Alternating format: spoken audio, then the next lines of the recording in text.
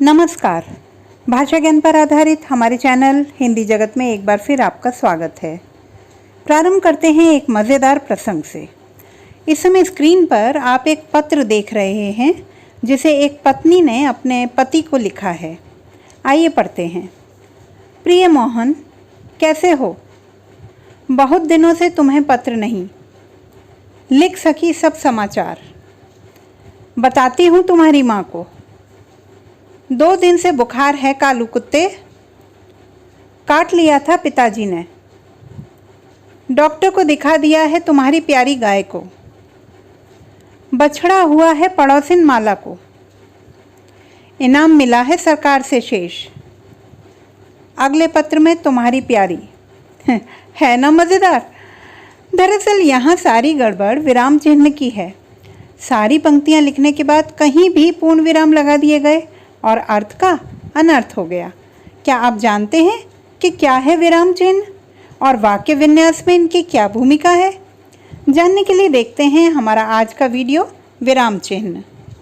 बच्चों, विराम का शाब्दिक अर्थ होता है ठहराव, अर्थात रुकना या ठहरना।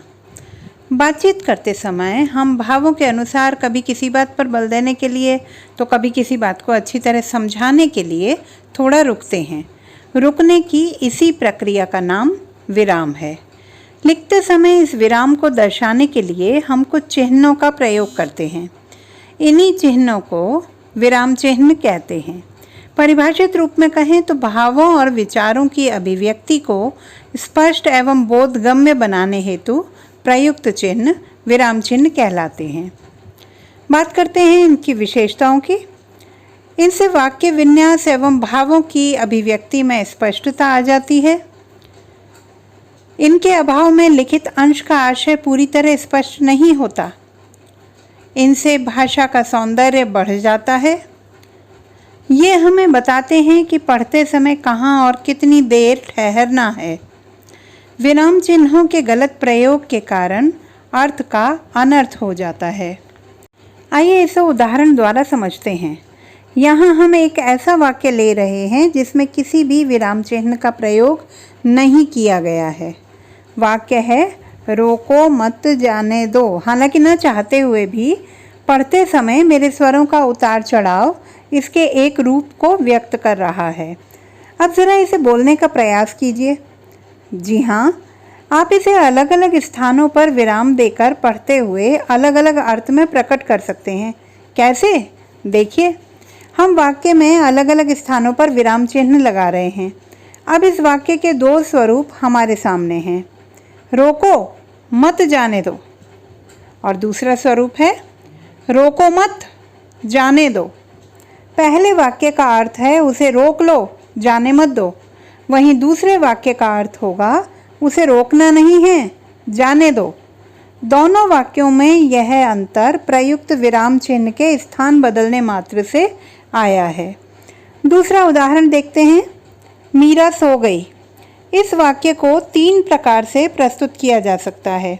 जैसे मीरा सो गई एक सामान्य कथन के रूप में, मीरा सो गई विस्मयादि बोधक के रूप में, मीरा सो गई प्रश्नवाचक के रूप में। बच्चों, ध्यान देने योग्य बात है कि तीनों वाक्यों में समान शब्दावली होते हुए भी विराम चिन्हों की भिन्नता ने उनके अर्थ को परिवर्तित कर दिया है। अतः सही अभिव्यक्ति के लिए विराम चिन्हों का सही प्रयोग आवश्यक है। आइए देखते हैं हिंदी में प्रयुक्त होने वाले प्रमुख विराम चिन्ह। इस समय स्क्रीन पर आप इनकी तालिका देख रहे हैं। ये हैं पूर्ण विराम चिन्ह, अल्प विराम चिन्ह, अर्ध विराम चिन्ह, उप विराम चिन्ह, प्रश्नवाचक चिन्ह, योजक चिन्ह, निर्देशक चिन्ह, विवरण चिन्ह, कोष्ठक चिन्ह, उद्धरण चिन्ह, विस्मयादिबोधक चिन्ह, लाघव चिन्ह, हंसपद चिन्ह, रेखांकन चिन्ह आदि। आइए इन्हें विस्तार से समझते हैं। पूर्ण विराम सामान्य कथन वाले वाक्य के पूर्ण होने पर इसका प्रयोग किया जाता है। जैसे वह पुस्तक पढ़ता है, आज सुबह से बारिश हो रही है, कल मुझे दिल्ली जाना है। इन सभी वाक्यों में रेखांकित चिन्ह पूर्ण विराम चिन्ह है। ध्यान रहे, विस्मयादिबोधक एवं प्रश्नवाचक के अंत में इसका प्रयोग नहीं किया जाता। दोहों, चौपाइयों तथा अन्य छंदों के अंत में दोहरे विराम चिन्हों का प्रयोग भी किया जाता है। अल्प विराम, वाक्य में जहाँ थोड़ी देर के लिए रुकना पड़े वहाँ अल्प विराम का प्रयोग किया जाता है। नज़र डालते हैं कुछ ऐसी परिस्थितियों पर। एक समान शब्दों या पदबंधों को अलग करने हेतु, जैसे गंगा, यमुना, सरस्वती की संगम स्थली प्रयागराज का सौंदर्य अलौकिक है। उपवाक्यों को अलग करने के लिए, मैं भूखा मर जाऊंगा पर चोरी नहीं करूंगा।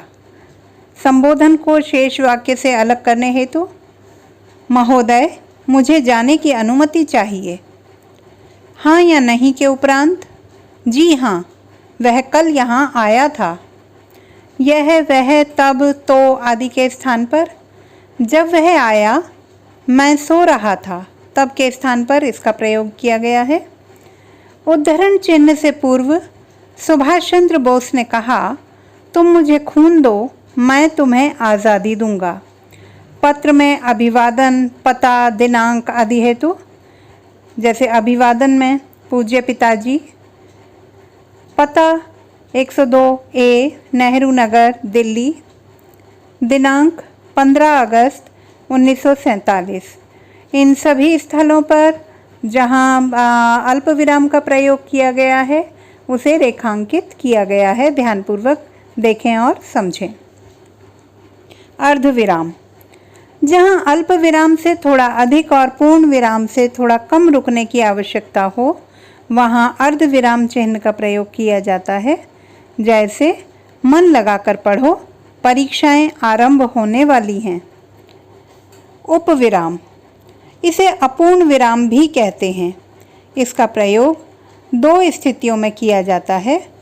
शीर्षकों में, जैसे दीपावली रोशनी का पर्व। दूसरा, निर्देश देने हेतु, मुख्यतः एक ही स्वर सुनाई दे रहा था, दे दान छूटे गिरान।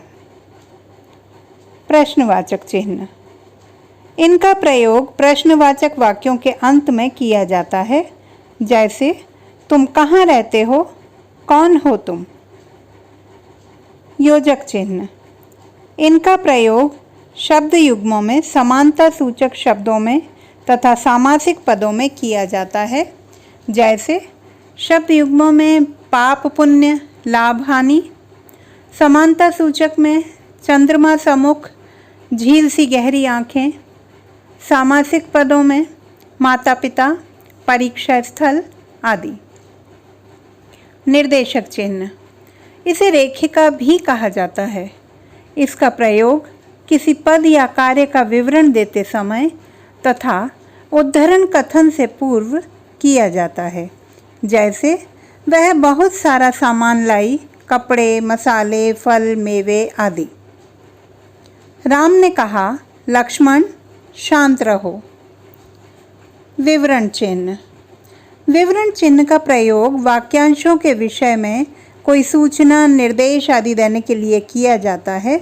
जैसे संज्ञा के भेद हैं व्यक्तिवाचक, जातिवाचक एवं भाववाचक। इसका प्रयोग आजकल बहुत कम होता जा रहा है क्योंकि इसके स्थान पर निर्देशक चिन्ह का प्रयोग किया जाने लगा है। कोष्ठक चिन्ह, कोष्ठक का प्रयोग मुख्यतः 3 स्थितियों में किया जाता है। क्रम सूचक अंकों या वर्ण के साथ, जैसे 1, 2, क, ख आदि। दूसरा, नाटक में रंगमंचीय संकेतों को स्पष्ट करने हेतु, जैसे सैनिक प्रणाम करते हुए महाराज की जय हो। तीसरा, किसी पद का अर्थ स्पष्ट करने के लिए, जैसे आज व्याख्यान माला में महादेवी जी साहित्यकार के योगदान पर चर्चा की जाएगी। इन वाक्यों में हमने देखा कि क्रमसूचक अंकों, रंगमंचीय संकेतों तथा किसी पद का अर्थ स्पष्ट करने के लिए उन शब्दों को कोष्ठक के अंतर्गत लिखा गया है।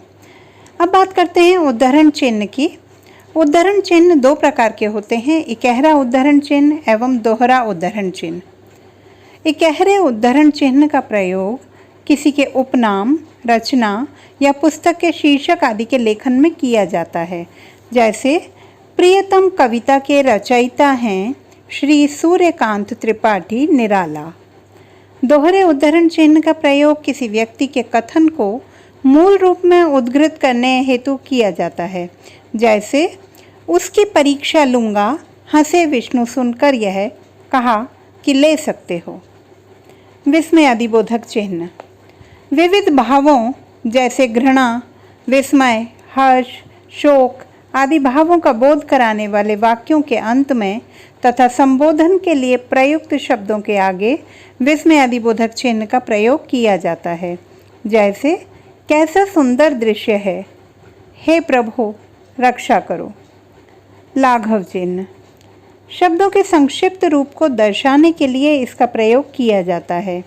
जैसे master of arts MA, doctor डॉ, कृपया पृष्ठ उलटिए क्री प्री ओ। त्रुटिपूरक या हंस पद चिन्ह लिखते समय किसी शब्द के छूट जाने की स्थिति में संबंधित शब्द के स्थान पर हंस पद का प्रयोग किया जाता है। जैसे बाजार से आम और डैश ले आना, यहाँ पर जो रिक्त स्थान है वहाँ पर केले शब्द यूज़ होना है जिसे कि हंस पद चिन्ह के माध्यम से लिखा गया है। रेखांकन वाक्य में महत्वपूर्ण शब्द, पद या वाक्य को रेखांकित कर दिया जाता है। जैसे अयोध्या के राजा दशरथ बड़े प्रतापी थे। तो बच्चों ये थे विराम चिन्ह। ध्यानपूर्वक इन्हें पढ़िए, समझिए और अपने लेखन में इनका उचित प्रयोग कीजिए। हिंदी भाषा से संबंधित समस्याओं के समाधान हेतु बने रहिए सुनीता भटनागर हिंदी जगत के साथ। आपका दिन शुभ हो।